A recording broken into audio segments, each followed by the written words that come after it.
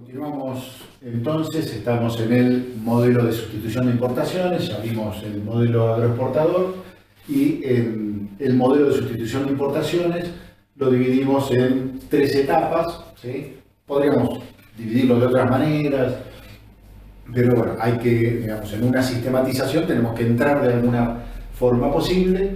Entonces vamos a adentrarnos en la etapa que va desde la crisis del 30, desde el golpe de Estado de 1930, que le hace Uriburu a Irigoyen en septiembre de 1930, hasta la llegada de Perón al poder. Ahora, fíjense, ¿no? Estas tres etapas de sustitución de importaciones como el modelo agroexportador, tenemos, acuérdense, un Estado muy presente, ¿no? Vamos a ver esa diferencia cuando saltemos a la parte de ortodoxia liberal. Bueno, en esta etapa de sustitución de importaciones tenemos el golpe de Estado de Uriburu y Irigoyen, septiembre de 1930, la llamada década infame, digamos, digamos, sufragios que eran tocados, ¿no? Y bueno, en esta época, lo que tenemos en 1928, lo empezamos un par de años antes, se dan una serie de congresos que empiezan a marcar de alguna manera las líneas de pensamiento, o sea, son a partir de los congresos, primero sudamericanos, que se hacen en Bariloche, después la primera conferencia nacional, después aparece el primer congreso nacional unos años más tarde, empiezan a bajarse líneas de pensamiento en lo que respecta a la actividad turística. Bueno, se crea la federación, Agroposta fue una línea aérea y que tuvo un piloto que fue muy famoso, que se llamaba Antoine de Saint-Exupéry, que fue el que hizo El Principito, francés, que estuvo volando en la Patagonia Argentina muchos años. En 1932 casi este es el hito. Esto no pretende nunca ser exhaustivo cuando presentamos estas filminas, digamos, en cada periodo, sino que solamente plantear algunos hitos como para tener alguna relación temporal, tan solo eso. Y acá sí, digamos, esta política nacional expresada a partir de una ley, que es la Ley Nacional de Vialidad, es una especie de antes y un después porque marca fuertemente el tema de caminos en Argentina, que ya se venían planteando y que Touring Club y Automóvil Club presionan muy fuertemente para que se genere una ley con fondos y saber de dónde van a venir los fondos para poder hacer mayor cantidad de caminos. En el 34 se hace la Ruta 2 y en el 32 a Mar del Plata, y en el 38 el asfalto. En el 34 se crea la Dirección Nacional de Parques, ¿sí? De Parques Nacionales. Aparece la ley anual para los empleados de industria y comercio, la licencia, anual, con lo cual empiezan a tener disponibilidad de tiempo anual en función de poder ser utilizados para vacaciones. Acá Manuel Fresco y Amadeo Sabatini, que aparecían en el video de Canal Encuentro, gobernadores de Buenos Aires y de Córdoba, y con líneas políticas bien distintas, pero con algunos puntos en común. La creación del Yago Yago, la construcción del Yago Yago por parte del Estado, ¿sí? El Estado construyendo hoteles. En 1941, Consejo Nacional de Turismo, Dirección Nacional de Turismo en el 42, el primer Congreso Nacional de Turismo y un golpe militar en el 43, que sube Farrell y que su ministro de Trabajo, secretario de Trabajo, el Ministerio de Trabajo no existía, fue Perón, y que fue generando a partir de ahí su ascenso al poder para llegar en el 45. Así que nos metemos dentro de este momento que fue, digamos, un momento donde el turismo, un periodo histórico donde el turismo creció muchísimo en Argentina. Capanegra nos dice, el turismo comienza a configurarse como política pública paralelamente con la crisis del modelo agroexportador y el quiebre en la mentalidad colectiva del consenso liberal. Desde los años de la década del 20, el turismo es impulsado dentro del país como recreación masiva por medios de comunicación como crítica, y el Estado le asignó una función civilizadora de doble vía: desprovincializar a los habitantes del interior para borrar los rastros de regionalismos y argentinizar a los porteños. Este doble movimiento tenía como fin montar y consolidar una identidad nacional de neto corte moral. Esto que plantea Capanegra acá es muy interesante porque se le empiezan a dar funciones al turismo, se empieza a pensar en el turismo con ciertas funciones que, digamos, son más difíciles de ver en la actualidad, digamos, ¿no? O sea, esto del poder, digamos, lograr que el habitante, los distintos habitantes, estamos hablando de una Argentina que estaba, digamos, todavía buscando consolidarse, en búsqueda de una identidad, y el turismo juega muy fuertemente en función de generar esa identidad en cualquier país, digamos, ¿no? Argentina, con las características territoriales y las extensiones que tiene, ni hablar, ¿no? La ruta directa a Mar del Plata parecía responder más fielmente a las expectativas del imaginario del camino que se había construido en la Argentina desde fines de los años 20. Tenía un alto potencial simbólico, era una obra rica en atractivos visuales y servía como apoyo a los discursos sobre la voluntad de desarrollo económico y la prosperidad nacional y la democratización del acceso al descanso. La ruta, sostenía la Dirección de Vialidad, permitiría que ciudadanos de todas las clases sociales hallen en el mar el descanso indispensable. El camino era una muestra de voluntad del Estado de brindar los medios no solo para el trabajo, sino también para el esparcimiento. Acá, digamos, también ver cómo se iban construyendo los valores alrededor de la actividad turística, ¿no? Y acá Sebrelli nos plantea algo bastante interesante. La importancia de automotores exigía la construcción de caminos, pero para ello había que romper el monopolio del ferrocarril, es decir, de los intereses británicos. Por eso, la política caminera está indisolublemente unida a la introducción del capitalismo norteamericano en la década del 30, y la competencia entre la industria automotriz y los ferrocarriles no hace sino manifestar las luchas interimperialistas entre Estados Unidos y Gran Bretaña. Claro está que la construcción de caminos no solo interesaba al capitalismo norteamericano, sino también a las fuerzas progresistas del país. Esto lo plantea Sebrelli en el libro Mar del Plata, El ocio represivo. Sebrelli es un pensador, sigue actual, sigue vivo, tiene ya sus años. Particularmente no concuerdo demasiado con las ideas de Sebrelli, pero es un provocador en líneas generales, pero el libro si no lo leyeron, es Mar del Plata, El ocio represivo. Habla un poco de la historia de Mar del Plata y está interesante, se expresa una Mar del Plata bastante interesante Sebrelli en ese libro. Seguimos. Inicialmente considerado un asunto de la esfera privada que involucra solo a sectores privilegiados, a partir de la Primera Guerra Mundial, el turismo fue creciendo pensado como un asunto público y aún más como un objeto de política pública. Alrededor de estas concepciones y en vinculación con las experiencias internacionales de Organización Estatal del Turismo, se fortaleció la demanda pública de centralización de la política turística en una repartición estatal, nacional con amplias potestades.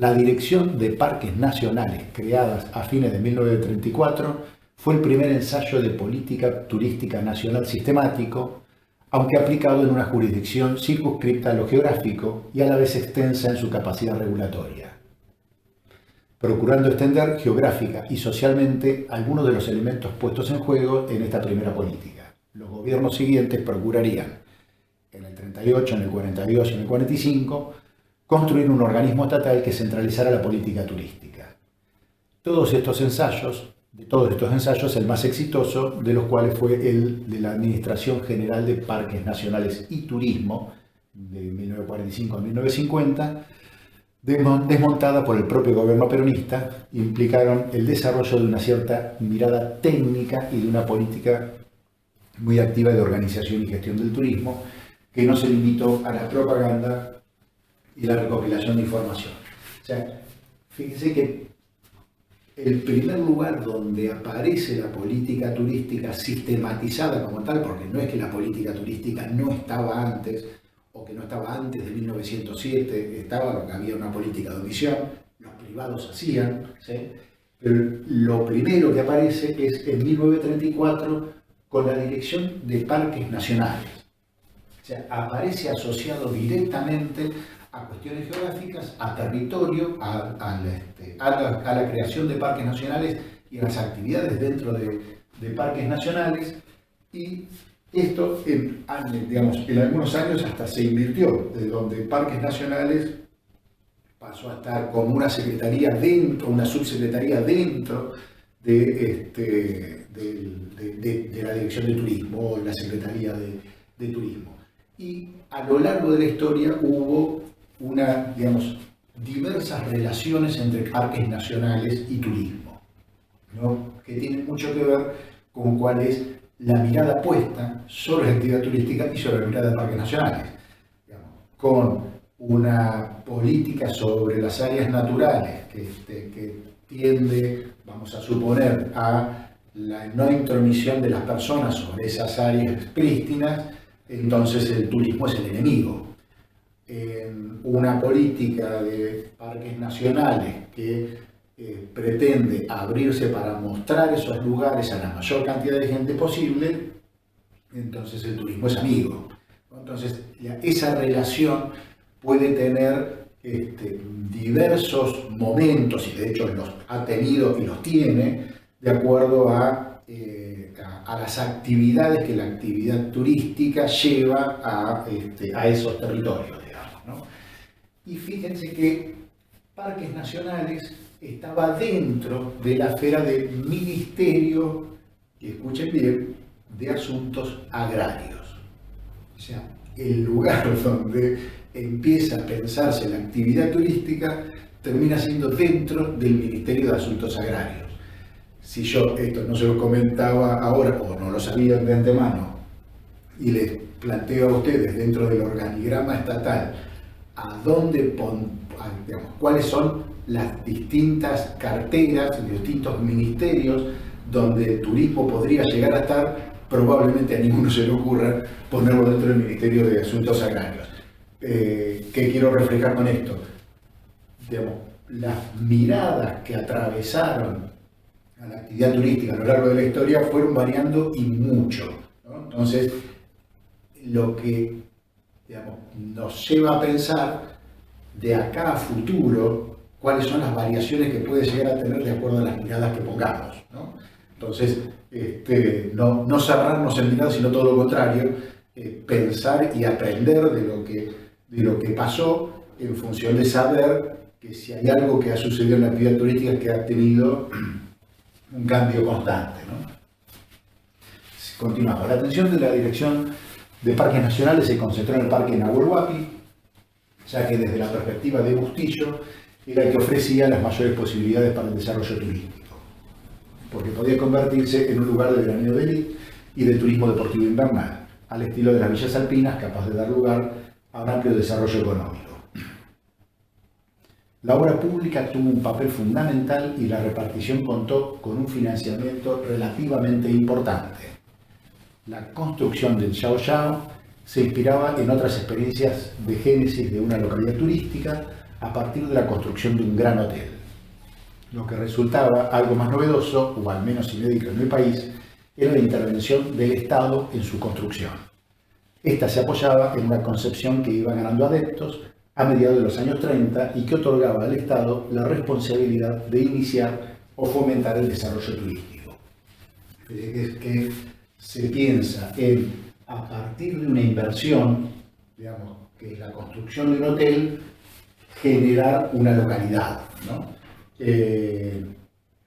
Digamos, donde existía ya el Parque Nacional Nahuel Huapi. Esto, si bien a lo mejor no es que la construcción se hace y la localidad viene después, como podría haber sido el caso de Mar del Sur, donde primero se hace el hotel, o sea, se piensa ciudad o pueblo y hotel casi al mismo tiempo, pero en el caso de Mar del Plata, digamos, el Bristol Hotel le da un tremendo impulso a una Mar del Plata que había nacido como saladero y que se reconvierte a la actividad turística, y que su gran impulso y crecimiento se dio a partir de la actividad turística, y donde el Bristol Hotel en esos primeros años jugó un papel fundamental para que eso sucediera, digamos, ¿no? Entonces, esas primeras construcciones que primero estaban en manos de privados, en el caso del Bristol Hotel, era una sociedad que se había conformado con capitales de distintas personalidades de Buenos Aires y que hicieron varios hoteles, entre ellos el Bristol. Y en el caso del hotel de Mar del Sur, era el Banco Constructor de La Plata el que aportaba los capitales y el dueño de la tierra, que era la familia Otamendi, en ese momento, en el caso de Mar del Sur, el que aportaba las tierras. Pero esto sucedía y se pensaba en una Argentina que había que habitar como el turismo, como una posibilidad de llevar civilización, casi en los términos sarmientinos de civilización o barbarie, ocupar esas tierras despobladas a partir de distintas actividades. El turismo era una, y que jugó, vamos a ver en años más tarde, algunos roles y papeles más que importantes. Continuamos. Seguimos en el tema de sustitución de importaciones. Respecto a las urbanizaciones del Parque Nacional Nahuel Huapi, las villas debían promover el desarrollo económico, dinamizando el turismo en todo el parque, y a la vez convertirse en poblaciones base que permitieran reafirmar la soberanía argentina en áreas fronterizas consideradas peligrosamente vacías o pobladas por población inadecuada. A las versiones más militarizadas del control de la frontera, Bustillo oponía así su proyecto de colonización turística. Acá tenemos Bustillo, dos hermanos, creo que en el video de Canal Encuentro queda reflejado, uno trabajando dentro del Estado y el otro arquitecto haciendo las arquitecturas como el Yao Yao, haciendo construcciones, o el hotel provincial, el complejo Rambla Casino, donde está el hotel provincial en Mar del Plata, el Banco Nación en Buenos Aires y otras obras de importancia que hizo el Bustillo arquitecto, hermanos de este Bustillo, ¿no? En el plano simbólico, la región fue construida como lugar turístico para la élite a partir de su identificación con lugares comparables y prestigiosos. La región de los lagos se convirtió en el discurso y en su arquitectura en la Suiza argentina. ¿Sí? Pensar esto en términos de Urri y pensar esto en términos de Jaguaribe, ¿no? La propaganda contribuía asimismo a la patrimonialización de los parques, y la Dirección Nacional de Parques procuró difundir sus imágenes en las escuelas a través de pósters, postales y concursos de trabajos estudiantiles y docentes. Tenía finalmente una función importante en la lucha de Bustillos por obtener recursos para su gestión, ya que la fama de los parques legitimaba la política de esta repartición. Sí, Bustillo era el director de Parques Nacionales, ¿no? Y esto, yo creo que debe haber todavía escuelas donde, esto pasó hace muchos años, pero debe haber escuelas donde hay pósters de parques nacionales, de los paisajes de parques nacionales. Hasta hace no tantos años eran unas cuantas las escuelas que todavía no tenían. No sé si quedará alguna, digamos, ¿no? Pero era algo bastante común encontrar en las escuelas, en las aulas o en las aulas, en los lugares comunes, estos tipos de imágenes. En la década infame, el turismo se entendió como factor de cultura y progreso, y como una actividad de significativo porvenir, cuyos modelos a imitar eran Suiza, Francia e Italia en cuanto a su organización. Es así que entre 1930 y el 43, en Argentina, se crean proporcionalmente la mayor cantidad de organismos oficiales específicos del sector y comienzan las primeras prácticas de turismo obrero y social. Asimismo, varios son los congresos que lo posicionan como alternativa de adelanto y mejora para el país. Continuamos. La preocupación por el fomento del turismo a través de la construcción de hoteles, o sea, acá sigue el tema, digamos, del Estado, o Allen pone de manifiesto el tema de la política estatal de la construcción de hoteles para el turismo en general se transforma en política estatal. Acá, digamos, Silvestri, el ensayo de política turística sistemática de la Dirección Nacional de Parques, resultó relativamente exitoso.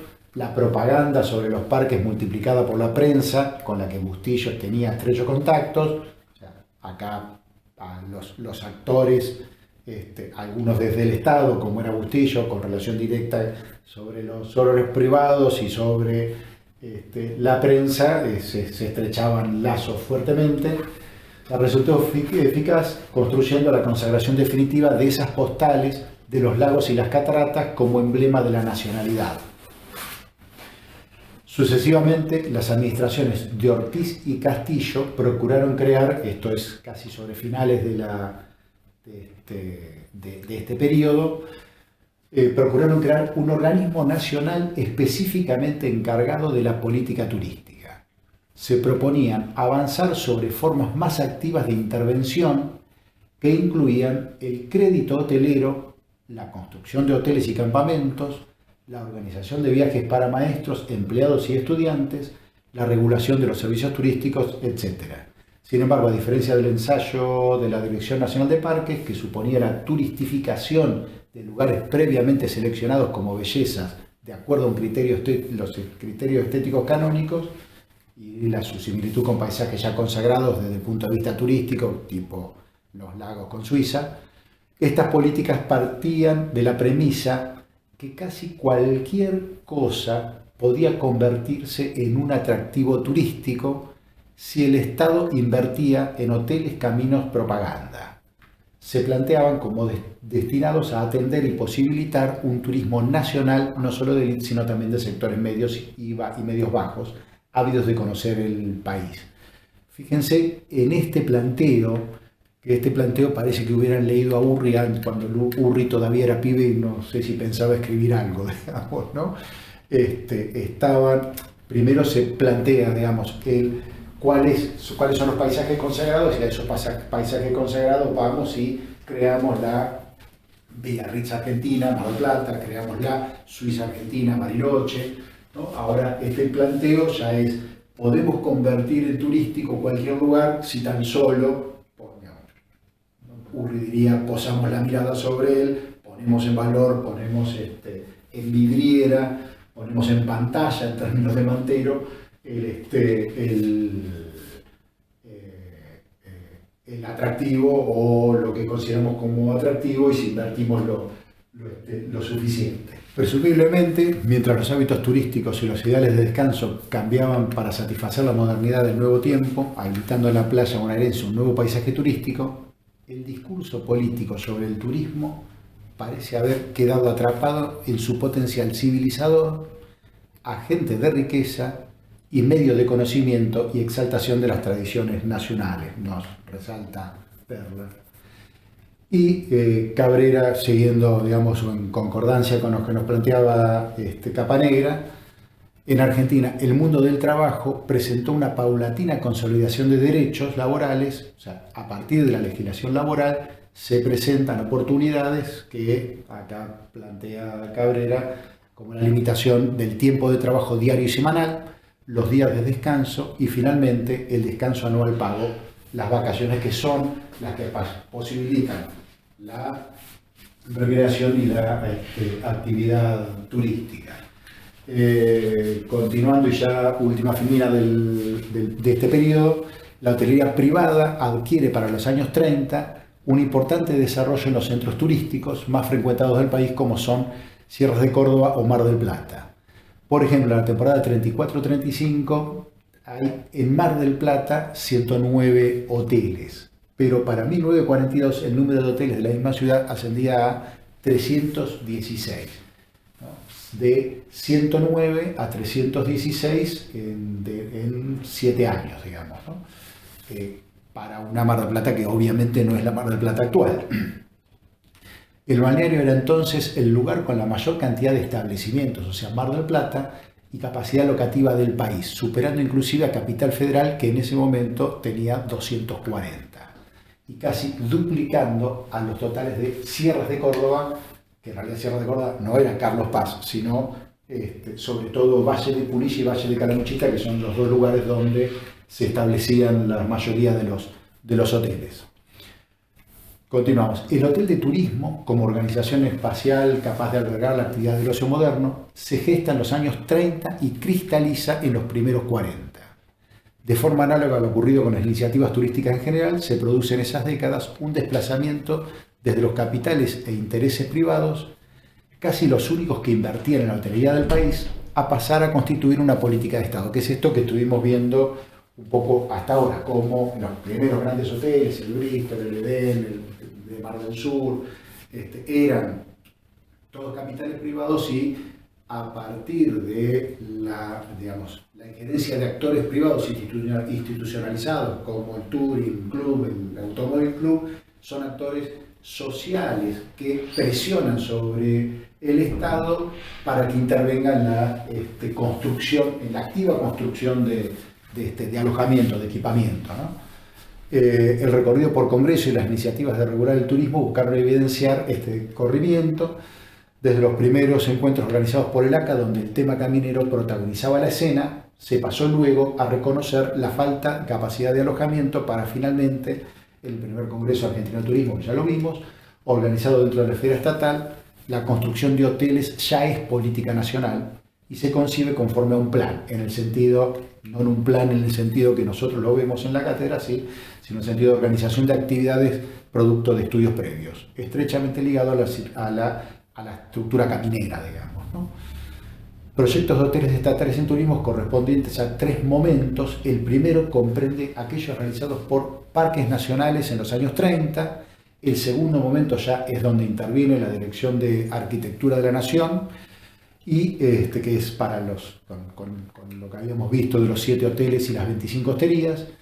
Y finalmente una última etapa también lo hace la Dirección de Arquitectura de la Nación, pero dentro de lo que es la etapa peronista, que es la etapa que viene. Seguimos dentro de sustitución de importaciones, seguimos en un momento donde tenemos una fuerte presencia estatal, donde los actores privados no es que esa fuerte presencia estatal hace que los actores privados no tengan incidencia, sino que hay una fuerte incidencia de los actores en términos de Oldham y O'Donnell, de los actores sobre las tomas de decisiones, o sea, las políticas estatales. Y vamos a ver cómo se genera y cómo cambia esto en el periodo que viene, que es el periodo peronista. Seguimos en el video que viene.